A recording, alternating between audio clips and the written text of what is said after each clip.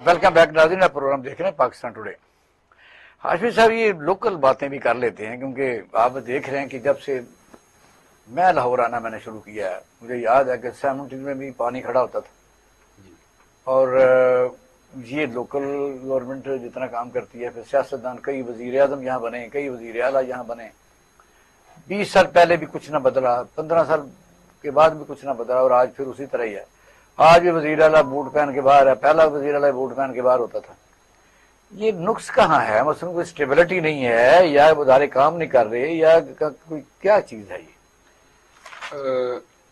इकबाल साहब, इसमें दो बातें हैं। पहली बात तो ये है कि बारिश यकीनी तौर पे बहुत बड़ी मिकदार में हुई है। शायद पूरी दुनिया बारिश पिछले 25-30 सालों में इतनी बारिश नहीं हुई। अच्छा, एक है नेचुरल डिजास्टर और एक है नाअहली।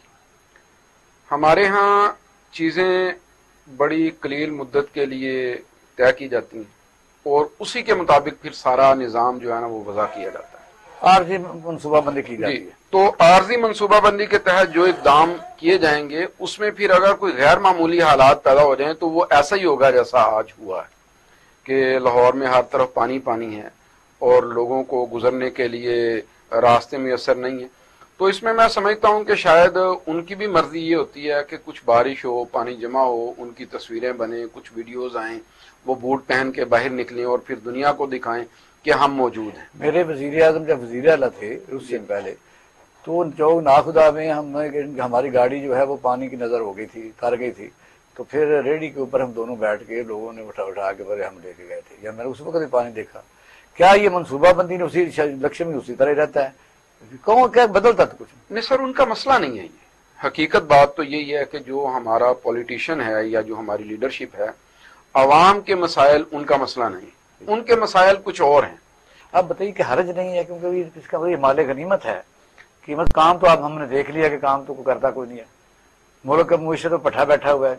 40-50 साल में नीचे गए हैं। कोई ट्रांसपोर्ट पीएजे बेचना, स्टील मिल बेचेंगे। अच्छा, कुछ लोग कहते हैं ये जो पूरी दुनिया में प्राइवेट सेक्टर पर होता है, और भाई कोई महकमे मुल्कों की शान भी होते हैं, जैसे पीआईए फ्लैग हमारा लेकर फिरता है, वो सारे तो हम बेचने पर आगे बंदरगाह तक, एयरपोर्ट तक। तो क्या मतलब ये इस तरह ये मिल के उस तरह की ब्लैकमेलिंग करके उस तरह की सीटें लेके, जिस तरह मौलाना फजल रहमान भी मुझे ये दे दो, वो दो, ये दे दो। हालांकि केस तो पड़ा हुआ था हुसैन का पहले कितने बिलियन रुपए का करप्शन का। देखें जी इकबाल साहब, बात बहुत साफ है कि मैंने पहले कहा कि पाकिस्तान के अंदर सिस्टम का फुकदान है, सिस्टम चलने नहीं दिया जा रहा। अच्छा, अब सिस्टम नहीं चल रहा तो उसका नतीजा ये है कि बांध बांध की बोलियां वो बोली जा रही हैं, जिसके दिल में जो आ रहा है वो कह रहा है। तो पहली बात तो ये है कि कोई भी दावा कर सकता है, आप भी कर सकते हैं, मैं भी कर सकता हूँ, कोई और भी कर सकता है कि जी मैं नेक्स्ट वजीर आजम हूँ। तो इसमें तो कोई कदगन नहीं है, हर एक को ये हक हासिल है। लेकिन बात यह है कि मुल्क के जो हालात हैं वो किस बात का तकाजा कर रहे हैं।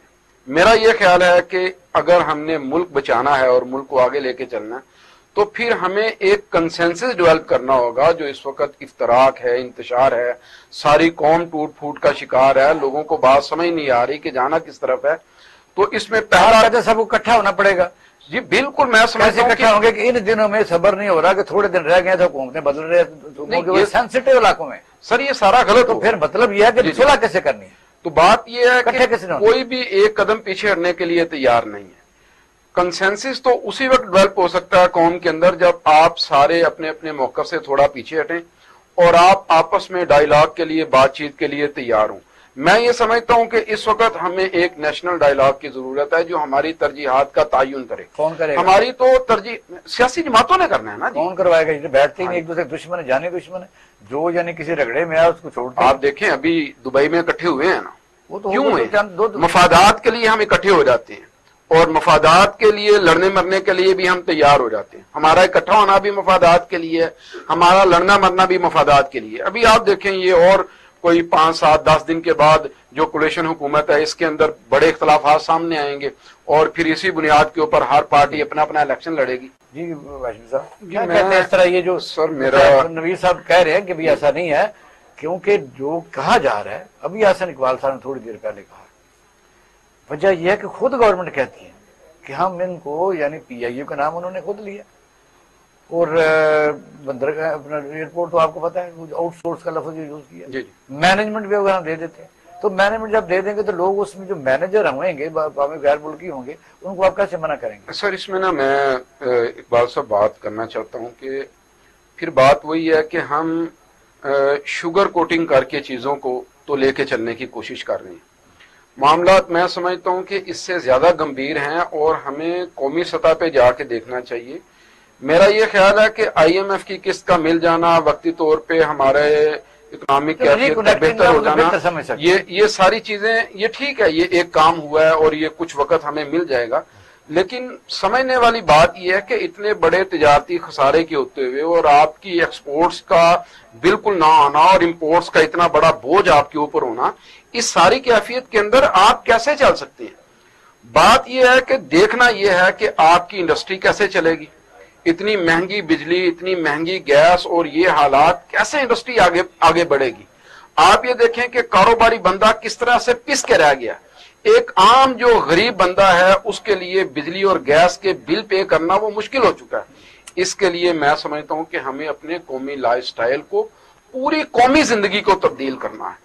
اور قومی زندگی کے اندر قومی عوام کیا کہ پنکھا بند کر دیے؟ نہیں سر، یہ نہیں، پنکھا بند کرنا مسئلے کا حل نہیں ہے. مسئلہ یہ ہے کہ وہ لوگ جو ہمارے اوپر بوجھ بنے، وہ ساجد طارڑ صاحب نے کہا تھا نا کہ آئی ایم ایف کی کس جیسی جاری ہوگی تو لندن اور دبئی کے اندر پراپرٹیوں کے ریٹ بڑھ جائیں گے. بات اصل میں دیکھنے والی یہ ہے کہ ایسا کیوں ہے. وجہ یہ ہے کہ نے کہا تھا کہ جہاز آ رہا ہے، جہاز تیل نکلنا شروع ہو گیا، تیل کم ہو جائے گا تو 5 روپے بڑھ گیا تھا. نہیں، یہ اس کی وجہ لیوی کر دیا نا آپ نے، ٹیکس لگا دیا. اس میں عوام کو تو نہیں پہنچا سر. آپ نے لیوی بڑھایا، آپ گیس کا ریٹ بڑھا رہے ہیں، آپ بجلی کا ریٹ بڑھا رہے ہیں، آپ نے ٹیکسز کے اندر شرح میں اضافہ کر دیا. یہ سارا کچھ آئی ایم ایف کے ساتھ معاہدے کا نتیجہ ہے. تو جب آپ ایسے اقدامات کریں گے، سٹینڈ بائی معاہدہ ہے، آپ کی گردن شکنجے میں جکڑی ہوئی تھی، آپ کے پاس راستہ نہیں تھا.